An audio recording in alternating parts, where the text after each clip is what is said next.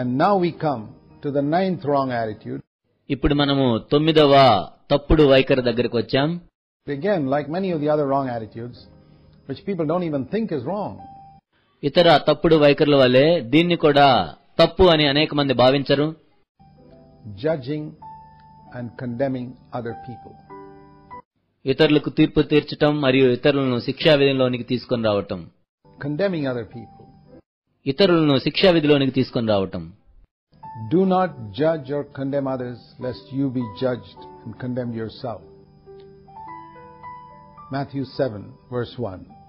మీరు తీర్పు తీర్చకుడి, అప్పుడు మిమ్మల్ని గురించి తీర్పు తీర్చబడదు. మత్తయి సువార్త 7వ అధ్యాయం 1వ వచనం. For in the way you judge, you will be judged. మీరు తీర్చు తీర్పు చొప్పుననే మిమ్మును గూర్చి తీర్పు తీర్చబడును. And by your standard of measure, it will be measured to you.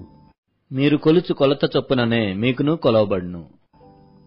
And while you look at the speck that is in your brother's eye, but do not notice the log that is in your own eye. నీ కంటిలోనున్న దూలమునెంచక నీ సహోదరుని కంటిలోనున్న నలుసును చూచుట ఎలా? Or how can you say to your brother, let me take the speck out of your eye, and behold, the log is in your own eye.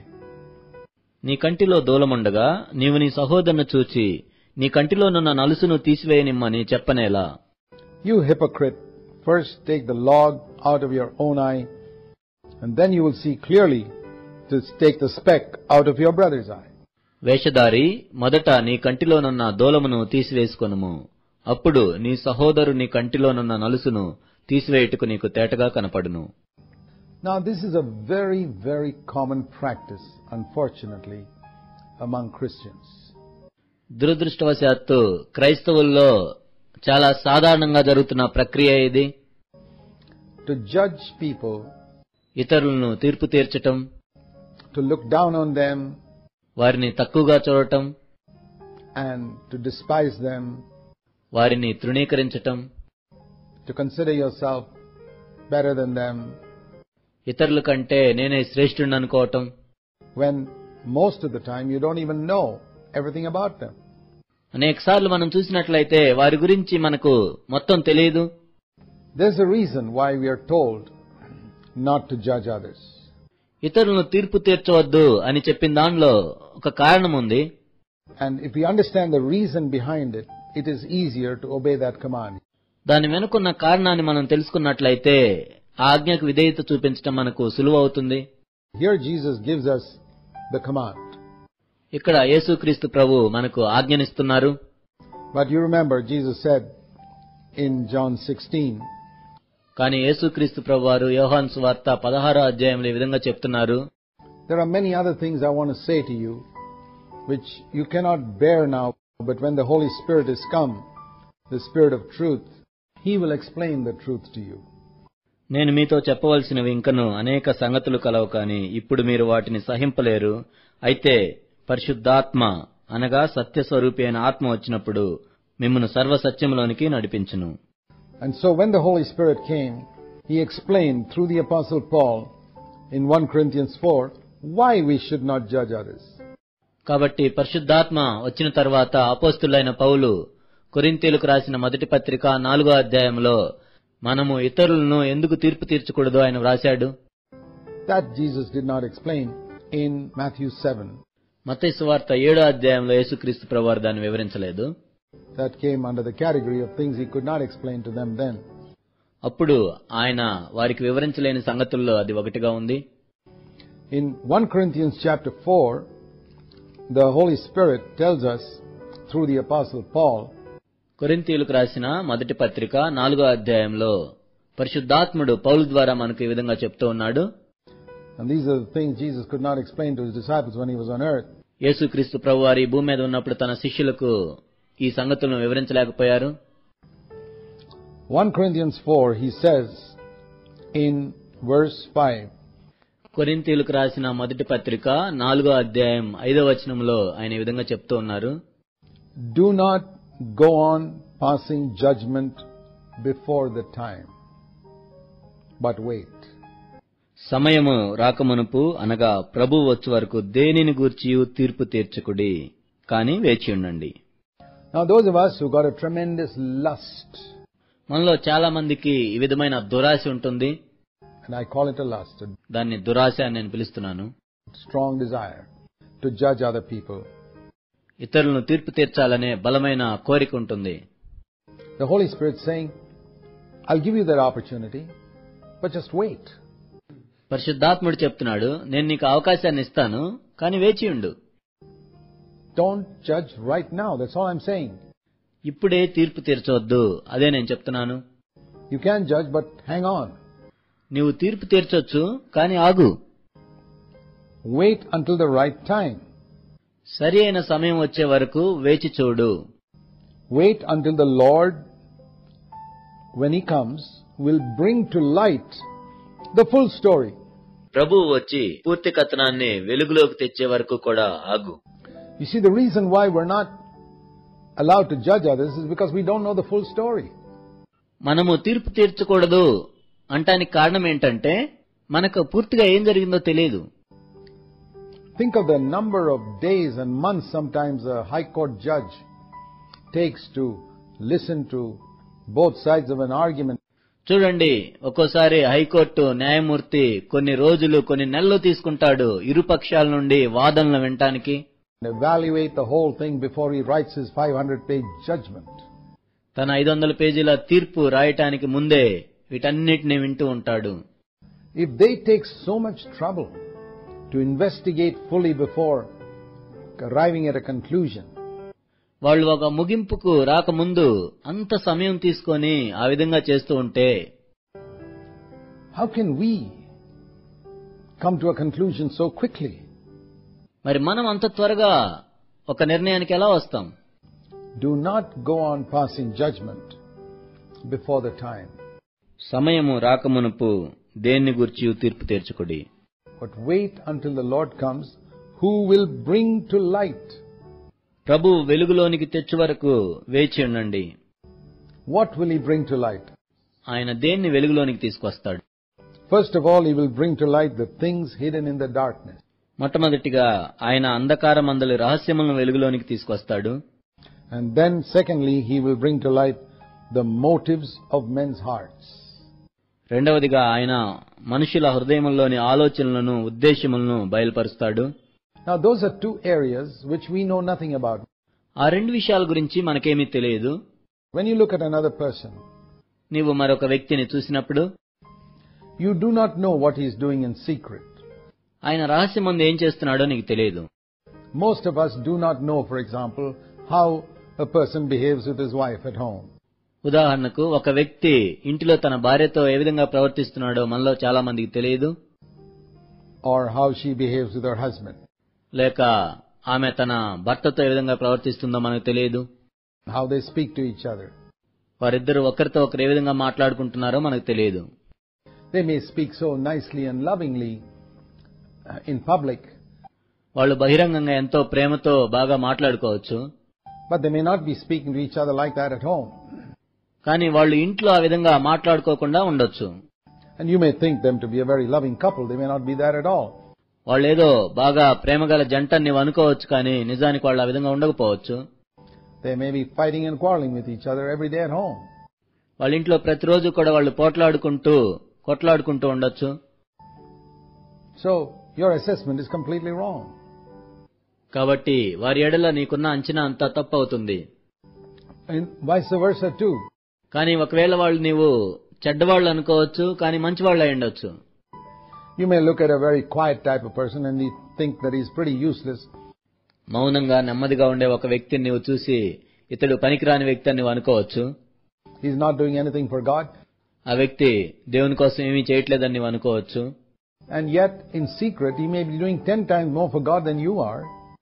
అయినా కూడా రహస్యంగా నీకంటే 10 రెట్లు ఎక్కువ దేవుని కోసం ఆ వ్యక్తి పని చేయవచ్చు. Only thing he doesn't make a big show of it. ఒకటేంటంటే ఆ వ్యక్తి ప్రదర్శించుకోడు. And the things hidden in darkness we do not know. కాబట్టి అంధకారమందున్న రహస్యాలు మనకు తెలియవు. The things that are in private. రహస్యంగా వ్యక్తిగతంగా ఉన్న విషయాలు మనకు తెలియవు. And there are certain other areas of darkness too, which even if you live with a person you won't know. అంధకారమందుండే రహస్యాలు ఇంకా కొన్ని ఉంటాయి. ఒక వ్యక్తితో నీవు జీవిస్తున్నా కూడా ఆ విషయాలు నీకు తెలియవు. A wife can live with her husband for 50 years and still not know whether he loves money or not. ఒక భార్య తన భర్తతో 50 సంవత్సరాలు జీవించవచ్చు, కానీ ఆ వ్యక్తి డబ్బును ప్రేమిస్తున్నాడా లేదా అన్న విషయం ఆమెకు తెలియకుండా ఉండొచ్చు. Externally, it may appear as if he doesn't love money. బాహ్యంగా చూసినట్లయితే ఆ వ్యక్తి డబ్బును ప్రేమించట్లేదు అన్నట్లు కనపడొచ్చు. But deep down in his heart, he may be loving money. కానీ తన హృదయాంతరంగంలో చూసినట్లయితే ఆ వ్యక్తి డబ్బును ప్రేమిస్తూ ఉండొచ్చు. God will expose it in the final day. తీర్పు దినమున ప్రభువు దాన్ని బయలుపరుస్తాడు. A husband and a wife may not know whether any of them have got a bitterness in their heart against somebody. ఎవరికైనా విరోధంగా వాళ్ళ హృదయాల్లో ఏమైనా పెట్టుకుని ఉన్నారేమో అని భర్తకు కానీ భార్యకు కానీ తెలియదు. Against a relative or a neighbor. బంధువులకు వ్యతిరేకంగా కానీ లేక పొరుగు వారి మీద కానీ. It can be very carefully hidden in nice language. ఎంతో జాగ్రత్తగా మంచి మాటలతో వాళ్ళు లోపల దాచిపెట్టి ఉండొచ్చు. And yet in the darkness of their heart, which we cannot see, there may be bitterness. అయినా కూడా అంధకారంలో, వాళ్ళ హృదయంలోని అంధకారంలో, మనం చూడలేని ప్రాంతంలో ఆ పగ అనేది ఉండి ఉండొచ్చు. There may be jealousy. అసూయ ఉండొచ్చు. You can't very often make out whether there's pride in someone's heart. ఒక వ్యక్తి యొక్క హృదయంలో గర్వం ఉందా లేదా కూడా అనేకసార్లు మనం కనుక్కోలేం. A person may appear to be very humble. ఒక వ్యక్తి ఎంతో దీనుడిగా బయట కనపడొచ్చు. Wait till God exposes the darkness as well, what's hidden in darkness. అంధకారమందలి రహస్యములను ప్రభువు వెలుగులోనికి తెచ్చు వరకు వేచియుండు. And the second thing is God is going to reveal in that day the motives of men's hearts. రెండో విషయం ఏంటంటే దేవుడు ఆ రోజు బయటికి తీసుకొచ్చే ఇంకో విషయం ఏంటంటే మానవుల యొక్క హృదయముల్లోని తలంపులను, వారి యొక్క ఉద్దేశములను. That means the reason with which a person did something. అంటే ఒక వ్యక్తి ఒక పని ఎందుకు చేశాడు. For example, you hear a man preach a wonderful message. ఉదాహరణకు ఒక వ్యక్తి ఎంతో అద్భుతమైన ప్రసంగం చేయటం నువ్వు విన్నావు. And you may not know why he did that. ఆ వ్యక్తి ఆ విధంగా ఎందుకు చేశాడో నీకు తెలియదు. He may have done that for money. ఆ వ్యక్తి డబ్బు కోసం ఆ విధంగా చేసి ఉండొచ్చు. He may be preaching for money. ఆ వ్యక్తి డబ్బు కోసం బోధిస్తూ ఉండొచ్చు. Or he may be preaching for honor. లేక ఆ వ్యక్తి ఘనత కోసం బోధిస్తూ ఉండొచ్చు. Or he may be preaching to show that he's better than somebody else. వేరే వాళ్ళకంటే తాను శ్రేష్టంగా ఉన్నాడని చూపించుకోవటానికి ఆ వ్యక్తి బోధించి ఉండొచ్చు. There's always this tendency even in the best of our actions to do it with wrong motives. కాబట్టి మనం చేసే శ్రేష్టమైన కార్యాల్లో కూడా తప్పుడు ఉద్దేశాలతో చేసే అవకాశం ఉంది. So he says that's another reason why you shouldn't judge. నీవు తీర్పు తీర్చకుండా ఉండటానికి మరొక కారణం ఇది. You can listen to a man praying and say, oh, he's just trying to seek honor. ఒక వ్యక్తి ప్రార్థన చేస్తున్నప్పుడు నువ్వు విని ఈ వ్యక్తి ఘనత కోసం ప్రార్థన చేస్తున్నాడని నువ్వు చెప్పుండొచ్చు. He may not be seeking honor at all. కానీ నిజానికి ఆ వ్యక్తి ఘనత కోసం ప్రార్థన చేయట్లేదు. He may be praying to the best of his ability to God, but you judge him. తనకున్న సామర్థ్యం కొలది ఆ వ్యక్తి దేవునికి ప్రార్థన చేస్తూ ఉన్నాడు, కానీ ఆ వ్యక్తిని నువ్వు తీర్పు తీర్చావు. So we have such a tendency to judge people in areas we know nothing about. కాబట్టి ఆ వ్యక్తి గురించి మనకు తెలియని విషయాల గురించి కూడా మనము తీర్పు తీర్చే ప్రమాదం ఉంది. We don't know their motives. వాళ్ళ ఉద్దేశాలు మనకు తెలియవు. And because of the evil of our own Adamic nature, we always attribute the worst possible motive to people. కానీ మనము కలిగి ఉన్న ఆదాము యొక్క దుష్ట స్వభావమును బట్టి ఎల్లప్పుడూ కూడా ఇతరులు తప్పుడు ఉద్దేశంతోనే చేశారని మనం ఆపాదిస్తుంటాం. And so when we judge a person, we're just really showing the condition of our own heart. కాబట్టి మనం ఒక వ్యక్తిని తీర్పు తీరుస్తున్నప్పుడు అది మనకేం సూచిస్తుందంటే మన స్వంత హృదయం యొక్క స్థితి. Like it says in the book of Proverbs, as in water, a man's face, man sees his own face. సామెతల గ్రంథంలో ఈ విధంగా ఉంది, నీటిలో ముఖమునకు ముఖము కనపడును. Or like in a mirror, a man sees his own face. లేక అద్దములో ఒక మనిషి తన ముఖమునే చూసుకుంటాడు. So the heart of man to man. ఆ విధంగా ఒకని హృదయము మరి ఒకని హృదయమునకు కనపడును. Meaning that what you imagine you find in that person's heart, a bad motive, is only an indication of the wrong attitudes you have in your own heart. దాని అర్థం ఏంటంటే ఆ వ్యక్తి తన హృదయంలో తప్పుడు ఉద్దేశమును కలిగి పనిచేస్తున్నాడు అని నువ్వు చెప్తున్నావంటే నీ హృదయంలో ఆ తప్పుడు ఉద్దేశమును నీవు కలిగి ఉన్నావని అర్థము. As in water, face answers to face. So a man, so is the heart of man to man.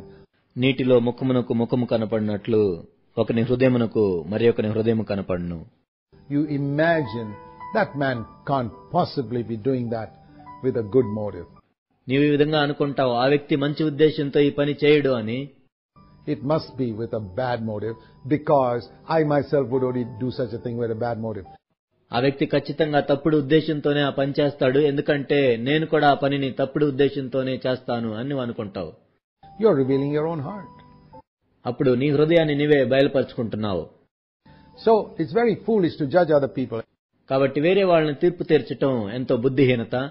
And let me say this from many years of observation. అనేక సంవత్సరాలు నేను దీన్ని పరిశీలించి చెప్తున్నాను. That even if you know a person very intimately, even living with that person, నీకు ఒక వ్యక్తి ఎంతో బాగా తెలిసినా ఆ వ్యక్తితో నీవు కలిసి జీవిస్తున్నా కూడా you still know only 10% of his life. నీకు కేవలం తన జీవితంలో 10% మాత్రమే ఆ వ్యక్తి గురించి తెలుస్తుంది. I want to say to every husband and wife who've known each other for 50 years, 50 సంవత్సరాలుగా ఒకరిని గురించి ఒకరు ఎరిగిన భార్యాభర్తలకు ఇక్కడ నేను చెప్తూ ఉన్నాను, you know only 10% of your husband. నీ భర్త గురించి కేవలం నీకు 10% మాత్రమే తెలుసు. 10% of your wife. నీ భార్య గురించి కేవలం నీకు 10% మాత్రమే తెలుసు. 90% like the bottom part of an iceberg or the lower part of an ice cube in water lies hidden. నీటిలో వేసిన ఐస్ ముక్క కేవలం కొంచెం మాత్రమే పైకి కనపడుతూ ఉంటుంది, మిగిలిన 90% మనకు కనపడదు, అదే విధంగా ఉంటుంది. It's unknown to you. ఆ మిగిలిన 90% జీవితం నీకు తెలియదు. There are depths there which you know nothing about. నీకు తెలియని ఎన్నో లోతులుంటాయి. You may know more than other people, వేరే వాళ్ళకంటే నీకు ఎక్కువ తెలుసేమో, but there's still hidden depths you know nothing about. కానీ నీకు తెలియని మరుగైన లోతులు ఎన్నో ఉంటాయి. And if you see a person only occasionally, maybe you work with him in an office, నీవు అప్పుడప్పుడు చూసే వ్యక్తి, లేక ఆఫీసులో నువ్వు కలిసి పనిచేసే వ్యక్తి, or you see him in church every Sunday for 25 years, లేక 25 సంవత్సరాల నుండి ఒక వ్యక్తిని నువ్వు ఆదివారం సంఘంలో చూస్తూ ఉన్నావు, you still know only 1% of his life. అయినా కూడా అతని జీవితంలో కేవలం 1% మాత్రమే నీకు తెలుసు. Yeah, the persons you meet regularly at church and in your office, you know only 1% of their life. నీవు తరచుగా సంఘంలో కలిసే వ్యక్తి, లేక ఆఫీసులో తరచుగా నీవు కలుసుకునే వ్యక్తి గురించి నీకు కేవలం 1% మాత్రమే తెలుసు.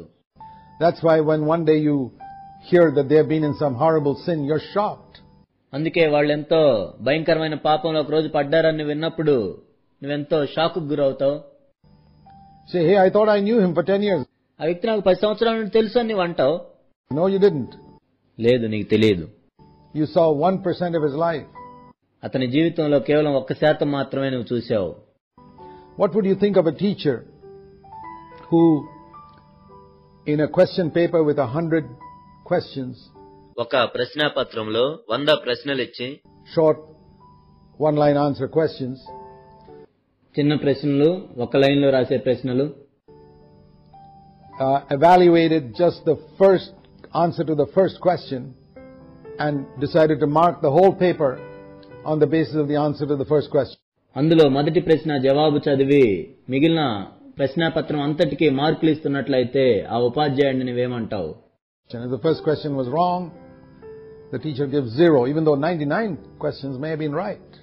మొదటి ప్రశ్నకు జవాబు తప్పుగా రాయబడింది, మిగిలిన 99 ప్రశ్నలకు సరైన జవాబులు రాసినా కూడా ఒకవేళ ఆ ఉపాధ్యాయుడు 0 మార్కులు ఇచ్చినట్లయితే, or the first question was right and the teacher gives 100%, even though the other 99 questions were wrong. What would you think of such a teacher? I think such a teacher should be sacked from the school, thrown out. లేక మొదటి ప్రశ్నకు సరిగా జవాబు రాసి మిగిలిన 99 ప్రశ్నలకు తప్పుగా జవాబులు రాసినట్లయితే, అయినా కూడా ఆ ఉపాధ్యాయుడు 100కి 100 మార్కులు ఇచ్చినట్లయితే మనమేమంటాం? ఆ ఉపాధ్యాయుడిని పాఠశాల నుండి తీసేయాలని నేను అంటాను.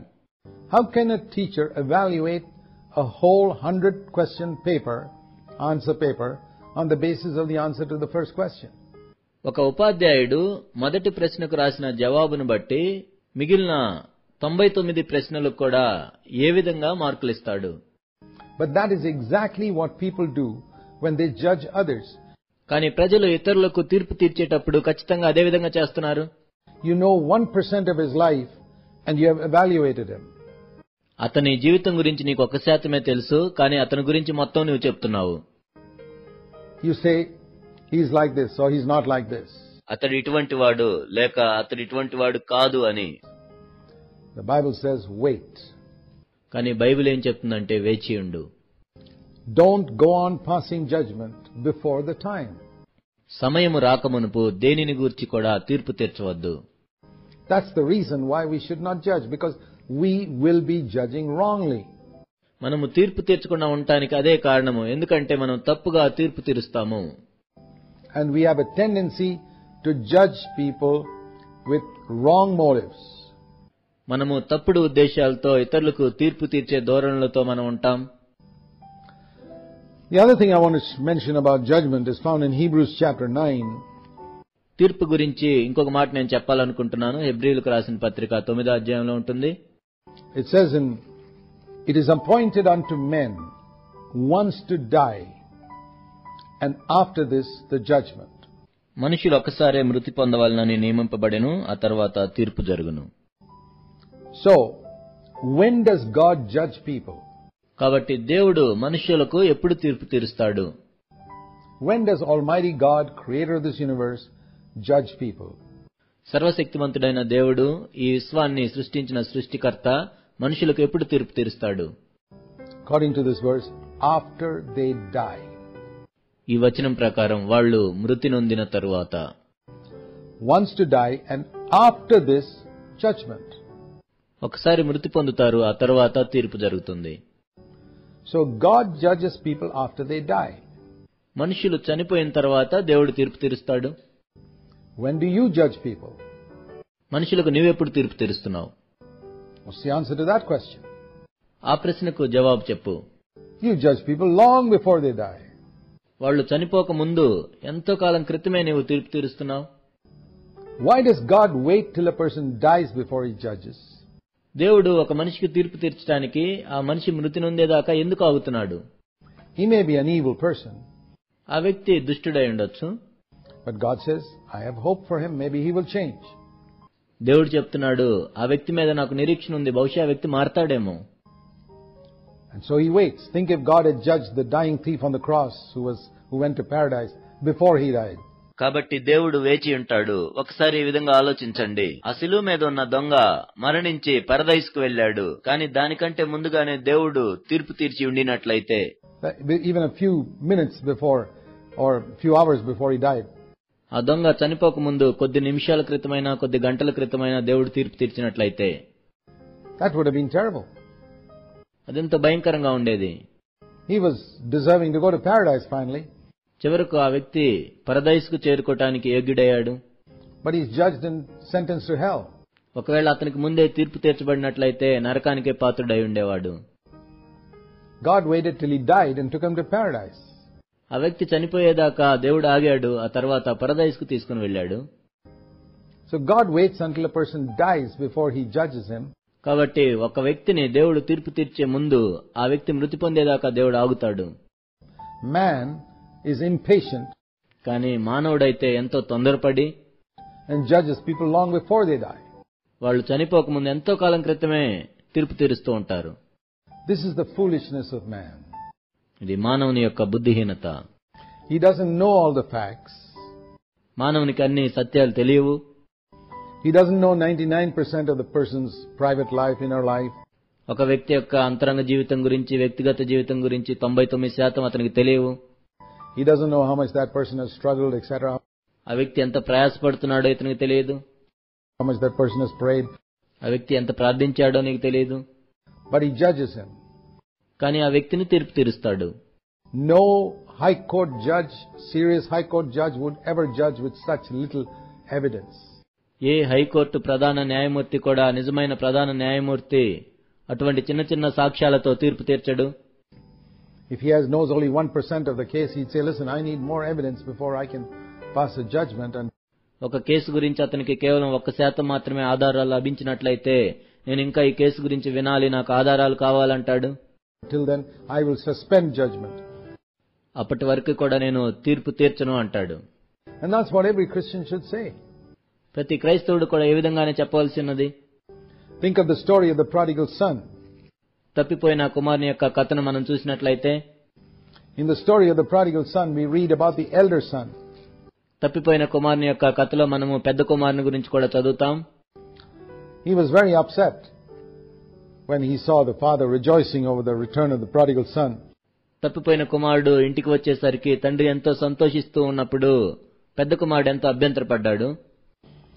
And when the father goes out and asks him why he hasn't come in, తండ్రి పెద్ద కుమారుని దగ్గరికి వెళ్లి, నీవెందుకు వచ్చి మాతో సంతోషించట్లేదని అడిగినప్పుడు, see what he says in Luke 15 and verse 30. లూకా సువార్త 15:30 ఆ పెద్ద కుమారుడు ఏం చెప్పాడో చూద్దాం.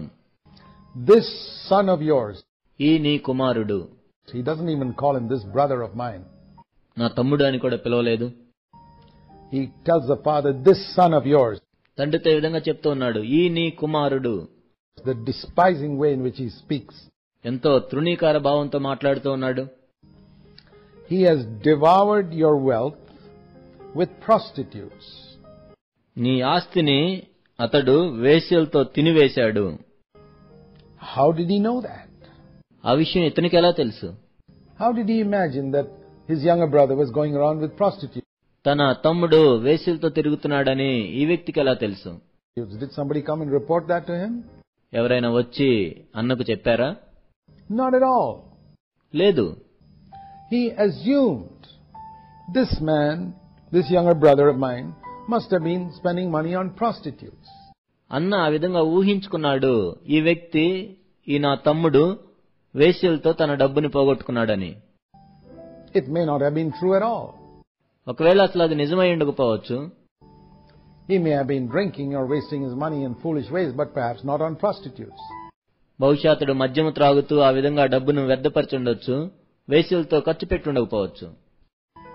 But when you have a wrong attitude like this older brother had towards his younger brother, ఈ పెద్ద కుమారుడు తన తమ్ముని ఎడ్ల తప్పుడు వైఖరిని కలిగి ఉన్నట్లుగా నీవు కూడా ఇతరుల ఎడ్ల తప్పుడు వైఖరిని కలిగి ఉంటే, you can always imagine the worst about the other person. అవతల వ్యక్తి గురించి ఎల్లప్పుడూ కూడా నీవు హీనంగానే ఆలోచిస్తూ ఉంటావు. And whenever you imagine the worst about somebody else, ఎవరి గురించైనా నీవు హీనంగా ఆలోచిస్తూ ఉన్నట్లయితే, ఊహించుకుంటున్నట్లయితే, you can recognize that the problem is with you more than with the other person. అవతల వ్యక్తి కంటే కూడా నీలోనే సమస్య ఉందని నీవు గుర్తించవచ్చు. The other person may sit with his father at the dining table and enjoy the fatted calf. అవతలి వ్యక్తి తన తండ్రితో కూడా భోజనపు బల్ల యొద్ద కూర్చొని వధింపబడిన దూడను తింటూ ఉండుండొచ్చు. And you may be outside the house. నీవు ఇంటికి వెలుపలుండొచ్చు. See, what we see there is, అక్కడ మనం ఏం చూస్తున్నామంటే, the story of the prodigal son is a story where in the beginning of the story the younger son is outside the house and the elder son is inside it. తప్పిపోయిన కుమారుని యొక్క కథ ప్రారంభంలో మనం చూసినట్లయితే చిన్న కుమారుడు ఇంటికి వెలుపల ఉన్నాడు, పెద్ద కుమారుడు ఇంట్లో ఉన్నాడు. At the end of the story, the younger son is inside the house and the elder son is outside the house because he's judging people. కథ యొక్క చివరిలో ఏం జరిగిందంటే, చిన్న కుమారుడు లోపల ఉన్నాడు, పెద్ద కుమారుడు బయట ఉన్నాడు. ఎందుకంటే ఆ వ్యక్తి తీర్పు తీరుస్తూ ఉన్నాడు. So make sure you don't end up outside the father's house. కాబట్టి నీవు కూడా తండ్రి ఇంటికి వెలుపల ఉండకుండా చూసుకో. Because you're judging people with insufficient information. ఎందుకంటే నీ దగ్గర తగినంత సమాచారం లేకుండానే నువ్వు ఇతరులకు తీర్పు తీరుస్తూ ఉన్నావు. The safest thing to do is not to judge. కాబట్టి మనం భద్రత కలిగి ఉండాలి అంటే ఇతరులకు తీర్పు తీర్చకపోవటమే మంచిది. Do not judge. తీర్పు తీర్చవద్దు.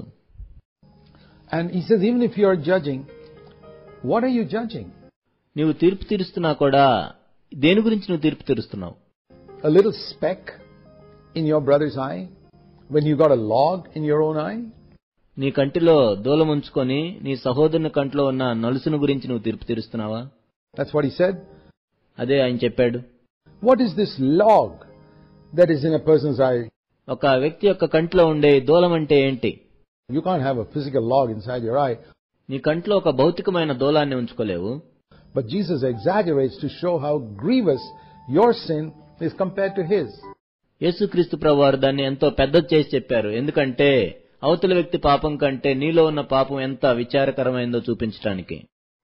Okay, maybe he did something terribly wrong. బహుశా ఆ వ్యక్తి ఎంతో తీవ్రమైన తప్పు చేసి ఉండొచ్చు. But your unloving attitude towards that person is a log compared to his sin, which is only like a speck. అతడు చేసిన పాపం కంటే కూడా అతని ఎడ్ల నీవు ప్రేమ లేని వైఖరిని చూపిస్తున్నావు. అది దూలంతో సమానము. అతడు చేసిన పాపము నలుసుతో సమానము. Maybe he went to prostitutes. Okay, that's a sin. బహుశా ఆ వ్యక్తి వేశ్యల దగ్గరికి వెళ్ళుండొచ్చు. అది పాపము. But even that is only a speck compared to your unloving attitude towards him, which is like a log. అతని ఎడ్ల నువ్వు కలిగి ఉన్న ప్రేమ లేని వైఖరి ఒక దూలం వంటిది. అతడు వేశ్యలతో వెళ్లిన పాపము నలుసు వంటిది. And so the Lord says, get rid of your unloving attitude towards that person. అందుకే ప్రభువు చెప్తున్నాడు, అతని ఎడ్ల నీవు కలిగి ఉన్న ప్రేమ లేని వైఖరిని తొలగించుకో. It's your unloving attitude towards that person that makes you constantly want to find fault with that person. అతని ఎడ్ల నీవు ప్రేమ లేని వైఖరిని కలిగి ఉన్నావు కాబట్టి ఎప్పుడు కూడా అతనిలో తప్పును నువ్వు పట్టుకోవటానికే చూస్తూ ఉంటావు. Whatever that person does, you put a wrong motive to it. ఆ వ్యక్తి ఏం చేసినా కానీ ఒక తప్పుడు ఉద్దేశాన్ని నువ్వు ఆపాదిస్తావు. That person can not do anything good. ఆ వ్యక్తి అసలు మంచి పని ఏది చేయడు అన్నట్లుగా నువ్వు భావిస్తుంటావు.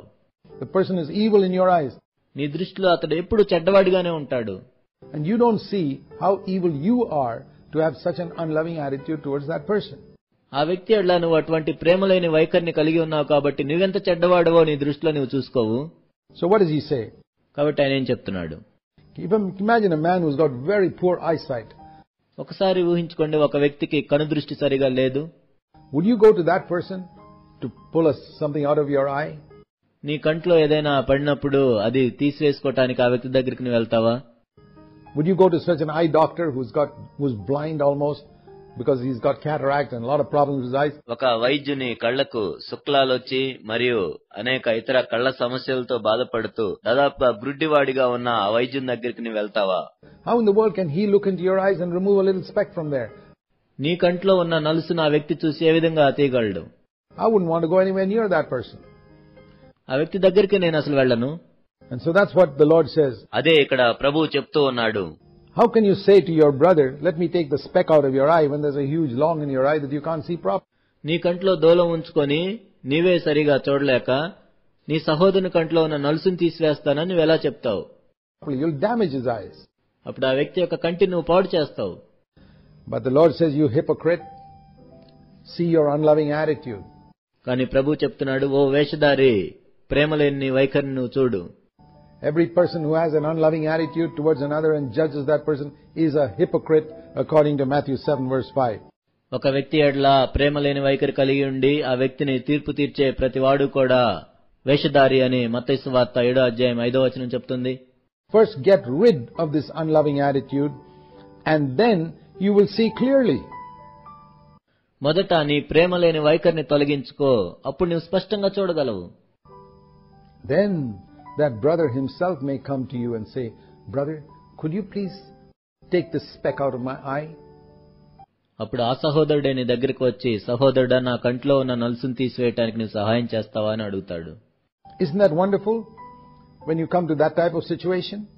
అటువంటి పరిస్థితుల్లోనికి నువ్వు రావటం అద్భుతం కాదా? Further, something more about judgment. ఇంకా మనం చూసినట్లయితే తీర్పు గురించి ఇంకా ఎక్కువగా చెప్పబడింది. Jesus said in John chapter 8 verse 15. యోహాను సువార్త 8వ అధ్యాయం 15వ వచనంలో యేసుక్రీస్తు ప్రభు చెప్పారు, You people judge according to the flesh. I am not judging anyone. మీరు శరీరమును బట్టి తీర్పు తీర్చుచున్నారు, నేను ఎవరికి నీ తీర్పు తీర్చను.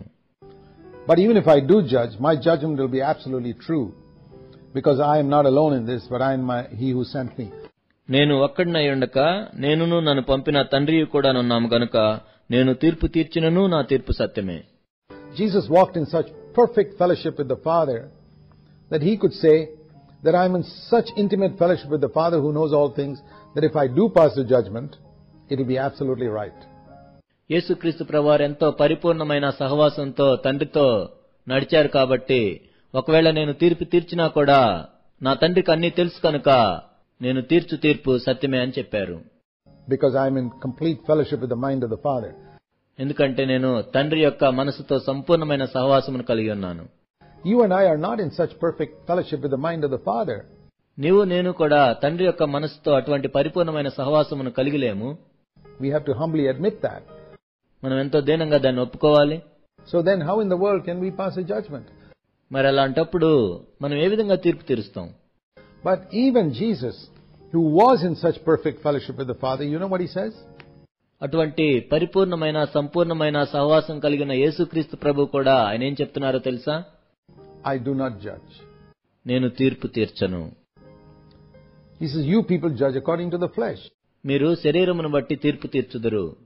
You see something and you got your own carnal way of assessing that. మీరేదో ఒకదాన్ని చూస్తారు, మీ శరీరాన్ని బట్టి మీరు ఆలోచిస్తూ ఉంటారు. And you judge that person. ఆ వ్యక్తిని ఆ విధంగా తీర్పు తీరుస్తారు. I am not judging anyone. నేను ఎవరికి తీర్పు తీర్చను. What a fantastic verse. ఎంత అద్భుతమైన వచనమో కదా ఇది. Can you follow the example of Jesus, who was in such perfect fellowship with the Father? తండ్రితో ఎంతో పరిపూర్ణమైన సహవాసం కలిగి ఉన్న యేసుక్రీస్తు ప్రభు యొక్క మాదిరిని మీరు అనుసరిస్తారా? And who still said, I am not judging anyone. ఆయన అటువంటి సహవాసం కలిగిండి కూడా నేను ఎవరికి తీర్పు తీర్చనని చెప్తున్నారు. The more we are out of fellowship with God, the more we judge other people.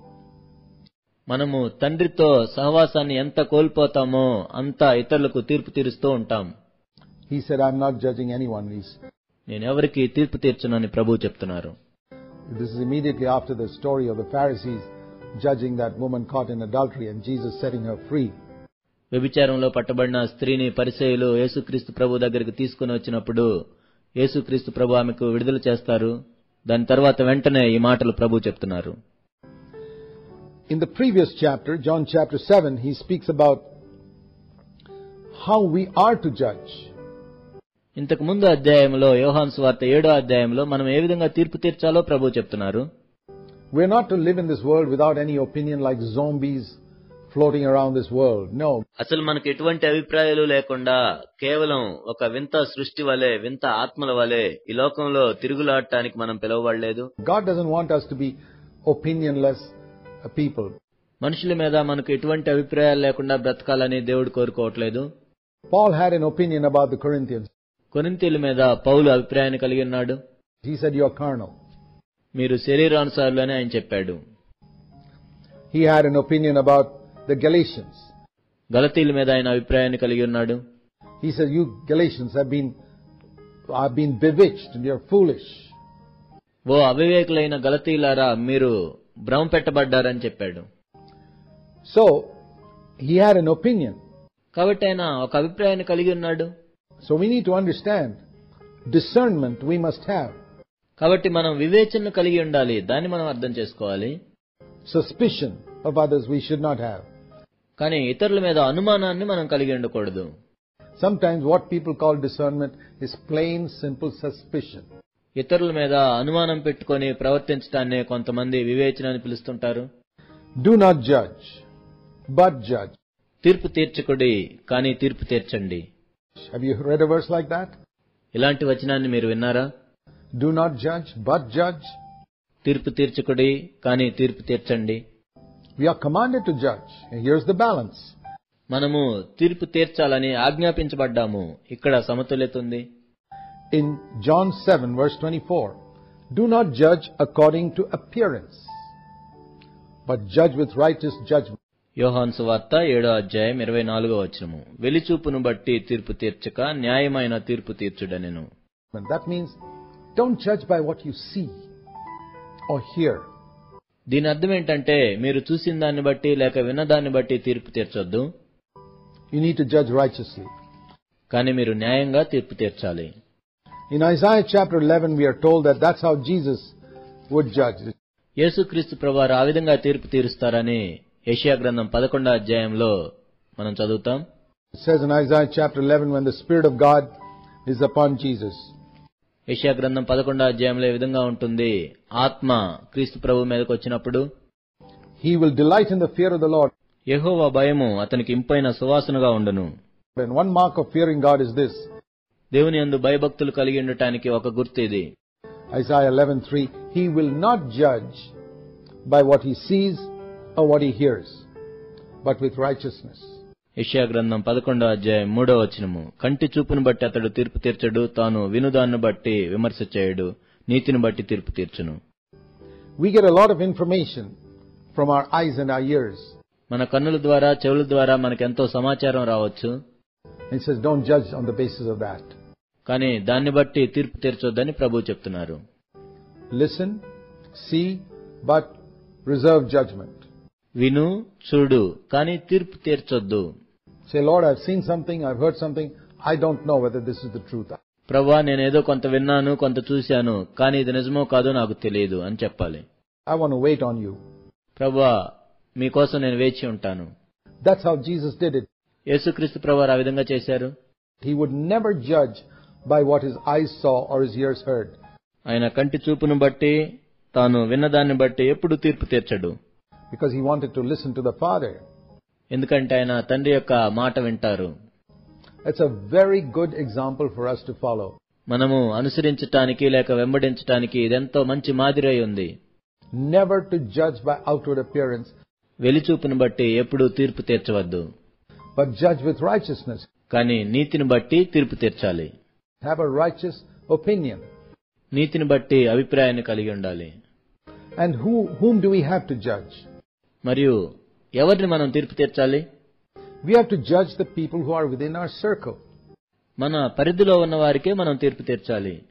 For example, if you're a father and your children are quarreling with each other, ఉదాహరణకు నీవు ఒక తండ్రివైతే నీ పిల్లలు ఒకరితో ఒకరు పోట్లాడుకుంటూ ఉన్నట్లయితే, you can't turn around to them and say, no, I'm not going to judge because the Bible says don't judge. Bible తీర్పు తీర్చొద్దని చెప్తుంది కాబట్టి నేను మిమ్మల్ని తీర్పు తీర్చునని చెప్పకూడదు. You have authority over that circle of your children. నీ పిల్లల మీద నీకు అధికారం ఉంది. నీ పరిధిలో వాళ్ళు ఉన్నారు. You have to judge and sort out that problem between them. నీవు వారికి తీర్పు తీర్చి వారి మధ్యన ఉన్న సమస్యను పరిష్కరించాలి.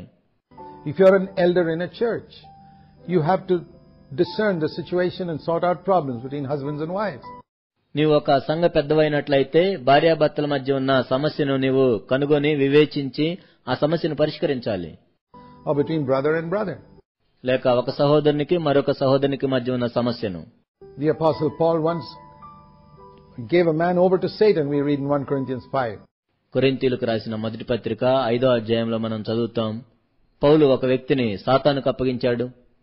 He, as a one who had authority over that church, he passed a judgment. ఆ సంఘం మీద అపోస్తలుడైన పౌలు అధికారం కలిగి ఉన్నాడు కాబట్టి తీర్పు తీర్చాడు. That's right. అది సరి అయింది. And that was after waiting upon God to know what to do. అది కూడా దేవుని దగ్గర వేచి ఉండి ఏం చేయాలా అని దేవుని దగ్గర తెలుసుకొని చేశాడు. So it's in the circle in which we have responsibility that we are to judge. కాబట్టి మన పరిధిలో ఉన్న వారి మీద ఎవరి మీద అయితే మనం బాధ్యత కలిగి ఉన్నామో మనం తీర్పు తీర్చాలి. We don't have to judge what's happening in another person's church. వేరొక వ్యక్తి యొక్క సంఘంలో ఏం జరుగుతుందో దాని గురించి నువ్వు తీర్పు తీర్చకూడదు. You don't have any responsibility there. అక్కడ నీకు ఎటువంటి బాధ్యత లేదు. You don't have to judge another person's children because you're not their parents. వేరే వాళ్ళ పిల్లల గురించి నువ్వు తీర్పు తీర్చకూడదు, ఎందుకంటే నీవు వాళ్ళ తండ్రివి కాదు. But your own children, yes. కానీ నీ సొంత పిల్లలకు నువ్వు తీర్పు తీర్చాలి. So the principle of judgment is, see if that person is within your circle. కాబట్టి తీర్పు తీర్చే విషయంలో నియమం ఏంటంటే ఆ వ్యక్తి నీ పరిధిలో ఉన్నాడా లేదా అని నువ్వు చూడాలి. For example, if you're a boss having people working under you in your factory. ఉదాహరణకు ఒక ఫ్యాక్టరీలో నువ్వు పనిచేస్తున్నావు, నీ కింద కొంతమంది పనిచేస్తున్నారు, వాళ్ళ మీద నువ్వు యజమానిగా ఉన్నావు. If they have a problem, you have to pass a judgment because you've got authority over them. వారి మధ్య ఏమైనా సమస్య వచ్చినప్పుడు నువ్వు తీర్పు తీర్చాలి, ఎందుకంటే వాళ్ళ మీద నీకు అధికారం ఉంది. But in spheres where you don't have authority, the answer is mind your own business. కానీ ఏదైతే నీ పరిధిలో లేదో, ఎక్కడైతే నీకు అధికారం లేదో దానికి జవాబు ఏంటంటే నీ పని నువ్వు చూసుకో. Wonderful word, mind your own business. ఇదెంతో మంచి మాట, నీ పని నువ్వు చూసుకో. Let none of you suffer, Peter says, as a busybody in other people's matters. వేరే వాళ్ల విషయాల్లో జోక్యం చేసుకుని తీరిక లేకుండా ఉండి ఎవరు కూడా ఆ విధంగా శ్రమపడకూడదని పేతురు చెప్తున్నాడు. 1 Peter 4:15. పేతురు రాసిన మొదటి పత్రిక 4వ అధ్యాయం 15వ వచనం. For many years I had this little sentence written in front of my table. అనేక సంవత్సరాలుగా నా టేబుల్ మీద ఒక వచనం ఈ విధంగా రాయబడి ఉండేది. The happiest people in the world are those who never judge others but judge themselves constantly. ఈ లోకంలో అత్యంత సంతోషంగా జీవించే వ్యక్తులు ఎవరైతే ఇతరులకు తీర్పు తీర్చకుండా తమను తాము తీర్పు తీర్చుకుంటూ ఉంటారో. I got that from 1 Peter 4:17. పేతురు రాసిన మొదటి పత్రిక 4వ అధ్యాయం 17వ వచనం నుండి దాన్ని నేను పొందాను. In the household of God we judge ourselves first. దేవుని యొక్క ఇంటిలో మొట్టమొదట మనల్ని మనం తీర్పు తీర్చుకుంటాం. And verse 15, we don't judge other people. 15వ వచనము, మనం ఇతరులకు తీర్పు తీర్చము. We don't become a busybody in other people's matters, but we judge ourselves first. ఇతరుల విషయాల్లో జోక్యం చేసుకుంటూ తీరిక లేకుండా మనం ఉండం, కానీ మొట్టమొదట మన విషయాల్లో మనం తీర్పు తీర్చుకుంటాం. And the mark of a true household of God is it comprises people who are not busybodies in other people's matters, but who judge themselves first. ఒక నిజమైన దేవుని ఇంటికి గుర్తేంటంటే అందులో ఉండే మనుషులు ఇతరులకు తీర్పు తీర్చరు, కానీ ఇతరుల విషయాల్లో జోక్యం చేసుకుని తీరిక లేకుండా ఉండరు, కానీ మొదట తమను తాము తీర్పు తీర్చుకుంటారు. And such are the happiest people in the whole world. ప్రపంచంలో కూడా అత్యంత సంతోషంగా జీవించే వాళ్ళు వాళ్లే. And I'm thankful that I kept that before my mind for a long time. అనేక సంవత్సరాలు నా మనసులో దీన్ని నేను ఉంచుకున్నాను. దాన్ని బట్టి దేవునికి వందనాలు. And I've urged people. కాబట్టి అందరినీ నేను బ్రతిమలాడేది ఏంటంటే, I say, if you want to live a godly life, take this decision that you will judge yourself and the people who are God has put under your authority, but nobody else. నీవు దైవికమైన జీవితం జీవించాలనుకున్నట్లయితే ఈ నిర్ణయం తీసుకో. నన్ను నేనే తీర్పు తీర్చుకుంటాను, మరియు దేవుడు నా పరిధిలో ఎవరినైతే ఇచ్చాడో వాళ్ళనే తీర్పు తీరుస్తాను, కానీ మరెవరిని కాదు. And I believe you can live a wonderful life. ఆ విధంగా చేసినట్లయితే మీరెంతో అద్భుతమైన జీవితాన్ని జీవిస్తారని నేను అనుకుంటున్నాను. And so this is the 9th wrong attitude that Jesus warned us about finally in Matthew chapter 7. కాబట్టి మత్తయి సువార్త 7వ అధ్యాయంలో యేసుక్రీస్తు ప్రభు మనల్ని హెచ్చరించిన 9వ తప్పుడు వైఖరిది. Very important word for us to follow. మనం అనుసరించడానికి ఇదెంతో ప్రాముఖ్యమైన మాట. And I hope you've understood the balance here of where to judge and where not to judge.